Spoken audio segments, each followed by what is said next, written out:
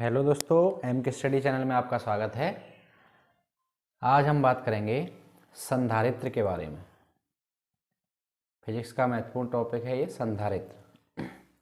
देखिए क्या होता है संधारित्र। एक ऐसा निकाय जिस पर पर्याप्त आवेश एकत्रित किया जा सकता है, क्या कहलाता है? संधारित्र। हम कह सकते हैं कि ऐसा निकाय जिसमें आवेश संचित हो जाता हो, एकत्रित हो जाता हो, तो वो क्या कहलाता है? संधारित्र कहलाता है। ठीक है। इसका देखिए किस सिद्धांत पे कार्य करता है।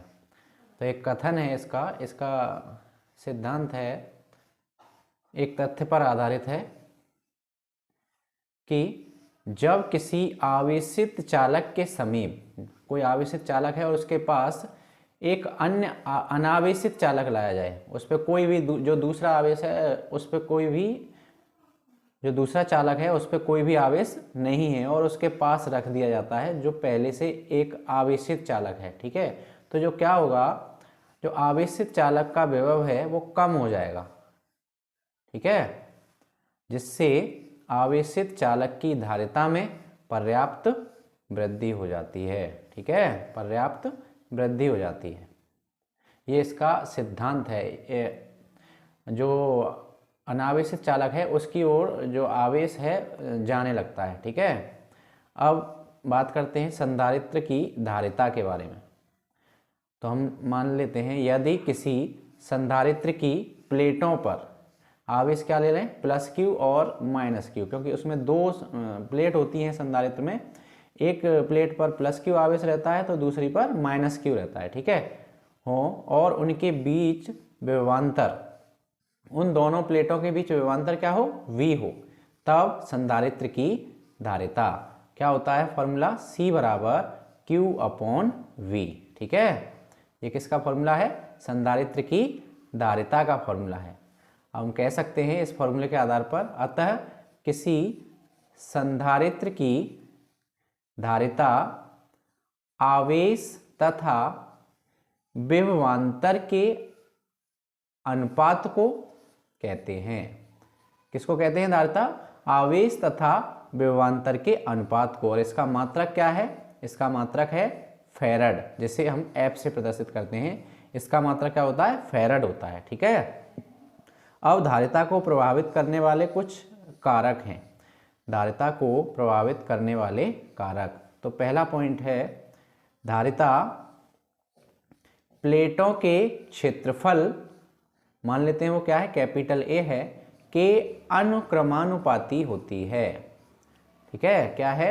जो C प्रोपोर्शनल कैपिटल A। ठीक है। चलिए अब बात करते हैं दूसरे पॉइंट की। दूसरा जो कारक है वो क्या है?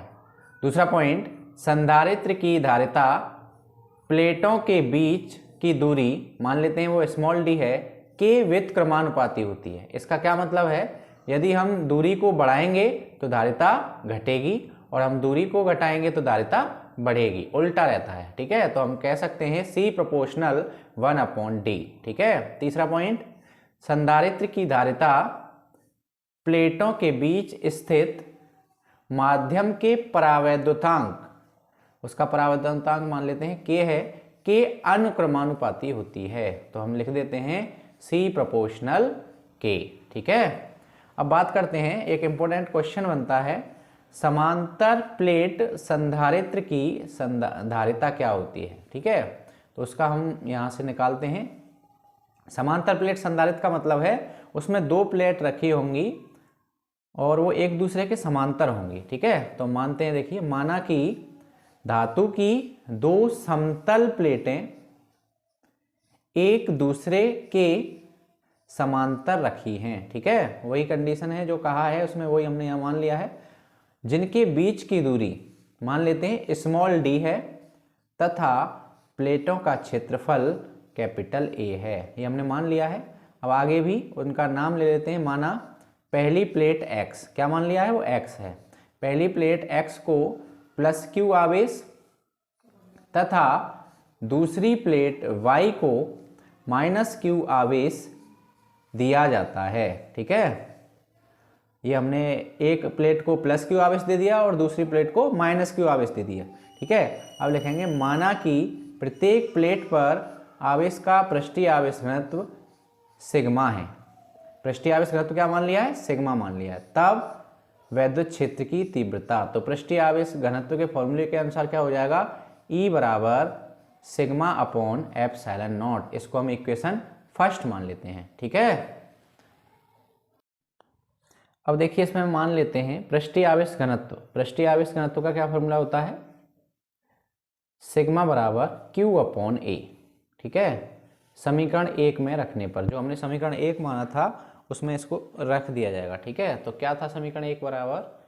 E बराबर Q upon epsilon, sigma upon epsilon not था। तो हम यहाँ इसको 1 अपॉन एप्सिलॉन नॉट अलग कर देते हैं, इनटू सिग्मा कर देते हैं, ठीक है। सिग्मा का मान रख दीजिए यहाँ से। तो E बराबर क्या हो जाएगा? Q upon epsilon not into A हो जाएगा, ठीक है। इसको इक्वेशन सेकेंड मान लेते हैं। अब हमको विभव भी ज्ञात करना है इसमें, तो हम मान लेते हैं प्लेटों के बीच विभवांतर क्या माना था? प्लेटों के बीच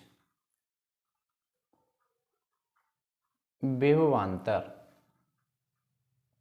V हो तथा बीच की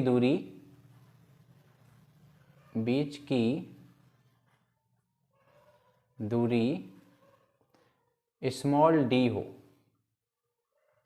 तब E बराबर क्या हो जाएगा? E बराबर V अपॉन डी। तो यहाँ से हम V का मान निकाल लेते हैं। V बराबर क्या हो जाएगा? V बराबर हो जाएगा आपका E इंटू डी हो जाएगा। अब देखिए E का मान समीकरण सेकंड से यहाँ रख दिया जाएगा।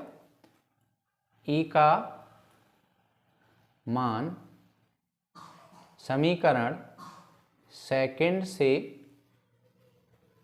रखने पर, समीकरण सेकंड से इसमें रख देंगे तो क्या हो जाएगा? V बराबर Q into D upon epsilon not into A। Equation third मान लेते हैं, ठीक है। अब हम धारिता का फॉर्मूला जानते हैं। धारिता क्या होती है?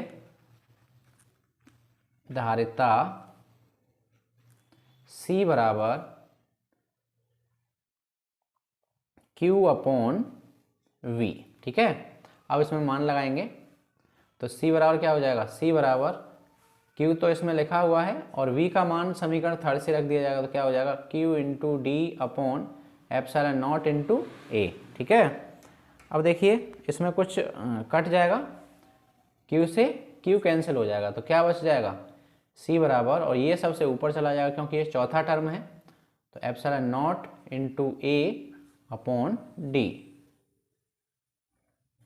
ठीक है। ये फॉर्मूला हो जाएगा, हम यहाँ लिख देंगे फैराड। इसको इक्वेशन फोर्थ मान लेते हैं। अब कोई परावैद्युतांक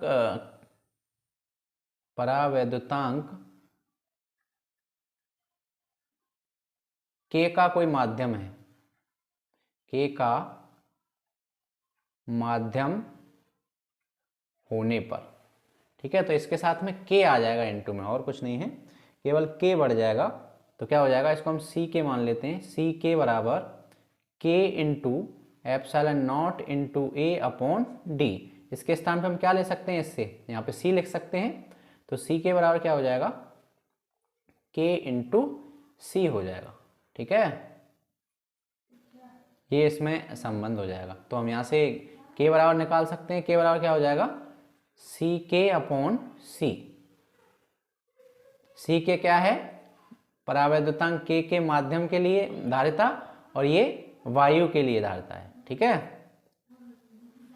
ठीक है, चलिए आप बात करते हैं इस फॉर्मूले पर आधारित कुछ क्वेश्चन के बारे में। आपकी एनसीईआरटी की जो बुक है उसमें क्वेश्चन नंबर 2.8 दे रखा है। पट्टिकाओं के बीच वायु वाले एक समांतर पट्टिका संधारित्र की प्रत्येक पट्टिका का क्षेत्रफल कितना है? 6 × 10⁻³ मीटर स्क्वायर तथा उनके बीच की दूरी 3 mm 3 मिलीमीटर है। संधारित्र की धारिता को परिकलित कीजिए। ठीक है, और क्या दिया है, यदि इस संधारित्र को 100 वोल्ट के संभरण से जोड़ दिया जाए तो संधारित्र की प्रत्येक पट्टिका पर कितना आवेश होगा। ठीक है, तो देखिए इसमें क्या क्या दे रखा है उसको लिख लेते हैं। तो क्या दे रखा है इसमें, एक तो देखिए क्षेत्रफल दे रखा है, कैपिटल ए बराबर कितना दे रखा है, 6 × 10⁻³ मीटर स्क्वायर। ठीक है, और क्या दे रखा है, उनके बीच की दूरी दे रखी है, कितनी है, 3 mm। तो स्मॉल d बराबर 3 मिलीमीटर। मिलीमीटर को हम चेंज कर देंगे मीटर में, तो कितने से गुणा कर दें, 10⁻³ से गुणा कर दें, यह आ जाएगा मीटर। और क्या दे रखा है, विभव दे रखा है, V बराबर 100 वोल्ट विभव दे रखा है। ठीक है, तो सबसे पहले हमको धारिता निकालनी है, क्योंकि क्या कहा है उसने, धारिता परिकलित कीजिए। तो C बराबर जो अभी फॉर्मूला लिखे थे वो क्या था, ε0 × A/d। ठीक है, तो इसमें लगाइए ε0 का मान कितना होता है, 8.85 × 10⁻⁻12 इंटू A का मान इसमें दे रखा है 6 × 10⁻³ D का मान दे रखा है क्वेश्चन के अंदर 3 × 10⁻³ ठीक है। अब इसको देखिए कैलकुलेशन करेंगे तो 10⁻³ से 10⁻³ कैंसिल हो जाएगा और 3 से ये 2 टाइम्स कैंसिल हो जाएगा। ठीक है, तो C बराबर कितना आ जाएगा, 2 का इसमें गुणा करेंगे 17.7 × 10⁻12 फैरड। ठीक है, अब इसको देखिए हम 18 मान लेते हैं क्योंकि लगभग में वहीं पहुंच रहा है, 0.7 है, और 12 को हम पिको फैरड में ले लेते हैं, तो क्या हो जाएगा C बराबर 18 पिको फैरड। ठीक है, पहला आंसर हो जाएगा। अब दूसरे आंसर के लिए कितना आवेश होगा, तो C बराबर फॉर्मूला क्या लिखाया था, Q/V लिखाया था, तो इसका हम इधर गुणा कर दें तो Q बराबर कितना हो जाएगा, C × V हो जाएगा। तो Q बराबर C का मान जो अभी निकाला है उसको रख देंगे 18 × 10⁻12 क्योंकि हमको फैरड में ही लेना है कैलकुलेशन के लिए, इंटू V का मान कितना दे रखा है 100 वोल्ट दे रखा है। तो 2 जीरो इसमें से कम कर देंगे क्योंकि प्लस की वैल्यू है, ये इसमें से कम हो जाएंगी माइनस में से, तो 18 × 10⁻−10 हो जाएगा।